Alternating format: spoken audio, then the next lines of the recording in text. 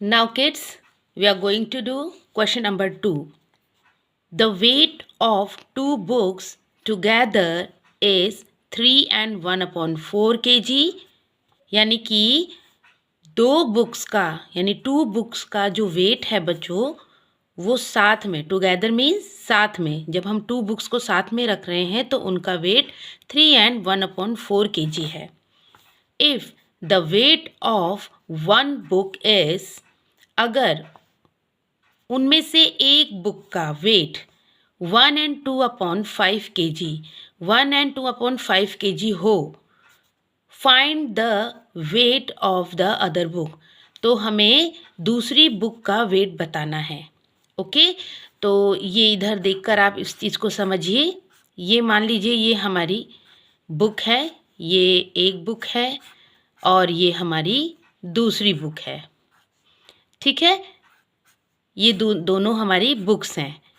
इन दोनों बुक्स का वेट, हम इन दोनों को साथ में अगर रखते हैं तो इनका जो वेट है 3 and 1/4 kg आ रहा है. ओके, अब हमें क्वेश्चन में ये कहा गया है कि इन दोनों में से किसी एक बुक का वेट, यानी इन टू बुक्स में से एक बुक का वेट 1 and 2/5 kg है. तो हमें अब दूसरी बुक का वेट बताना है.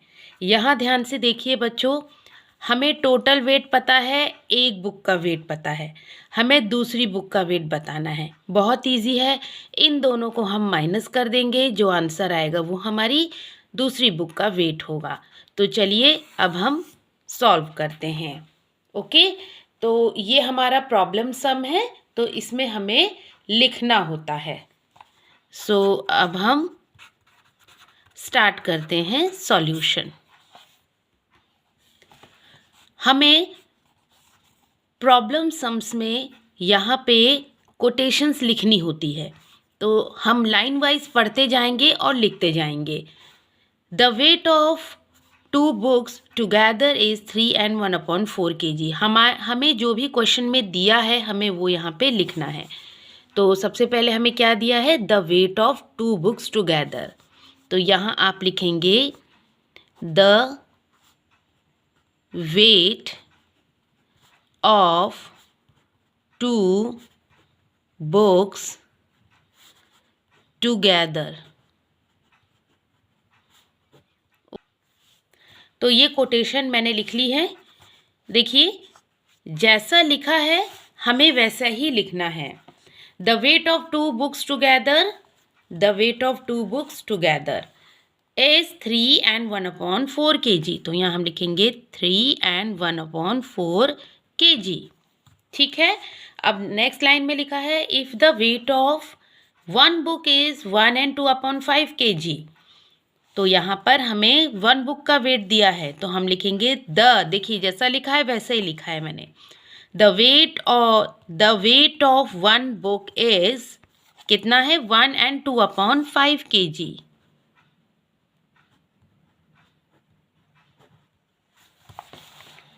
ओके बच्चों, अब इसके बाद नेक्स्ट स्टेप हमें क्या करना है, अब हमें लिखना है कि इसमें लास्ट वाली लाइन में क्या कहा गया है, the weight of the other book find करना है हमें. तो अब हम यहाँ लिखेंगे the weight of other book. Okay, is equal to, अगर आपके पास आगे स्पेस है तो आप आगे लिख सकते हैं, अदरवाइज आप नीचे से भी लिख सकते हैं. तो अदर बुक का वेट हमारा कैसे आएगा, जब हम इन दोनों को माइनस कर देंगे. 3 and 1/4 minus 1 and 2/5, bracket close, दोनों में ही kg है तो हमने यहाँ पर kg लिख दिया. ओके, अब हम इसे आगे सॉल्व करेंगे. अब बच्चों ध्यान से देखिए, अब हम इसे सॉल्व करेंगे. हम ये देख रहे हैं कि हमारा मिक्स्ड फ्रैक्शन है. ठीक है, हम सबसे पहले इन मिक्स्ड फ्रैक्शंस को नॉर्मल फ्रैक्शंस में कन्वर्ट करेंगे. 4 3 12, 12 में 1 ऐड किया तो 13, 13/4 माइनस 5 1 5, 5 और 2 कितना हुआ, प्लस करेंगे तो 7, 7/5. ओके, अब हमें इसका एलसीएम लेना है क्योंकि हमारे डिनोमिनेटर्स सेम नहीं हैं। तो 4 और 5 दोनों ही डिनोमिनेटर्स को हमने ऐसे लिखा। अब हम इनके फैक्टर्स बनाएंगे। 2 2 जा 4 5, 2 1 जा 2, 5 का 5, 5 1 जा 5, 2 इंटू 2 इंटू 5, 2 2 जा 4, 4 5 जा 20। कितना हुआ बच्चों? 20। अब मैं इसे पेंसिल से लिख के आपको समझा रही हूँ। अब हमारा एलसीएम क्या है, यहाँ पे हम लिख देते हैं। हमारा एलसीएम कितना है? 20।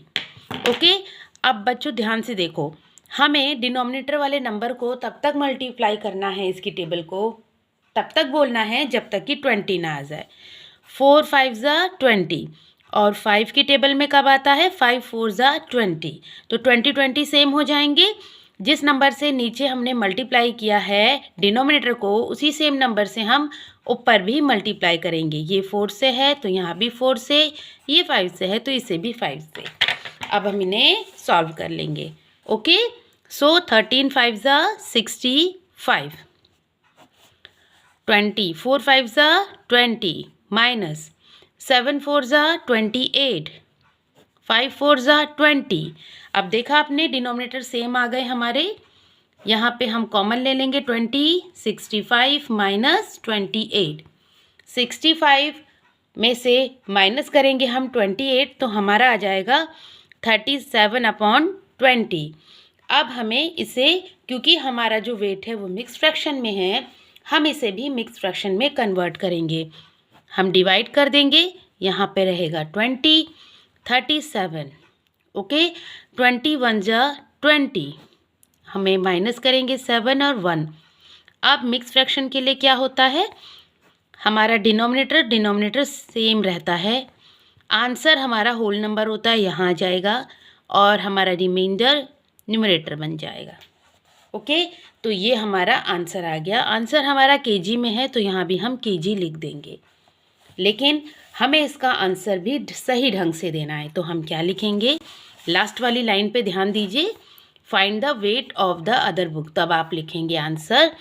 यहाँ पे देखिए, the weight of the other book is, the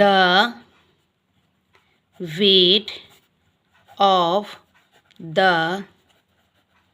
other book is, कितना है आंसर?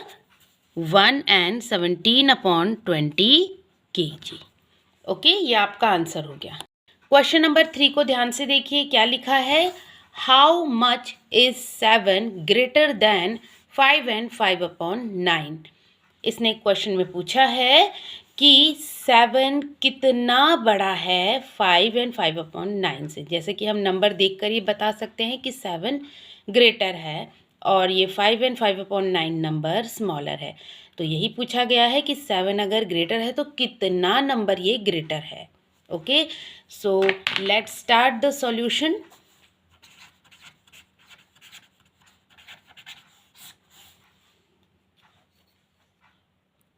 नाउ स्टूडेंट्स, इसके लिए हम क्या करेंगे?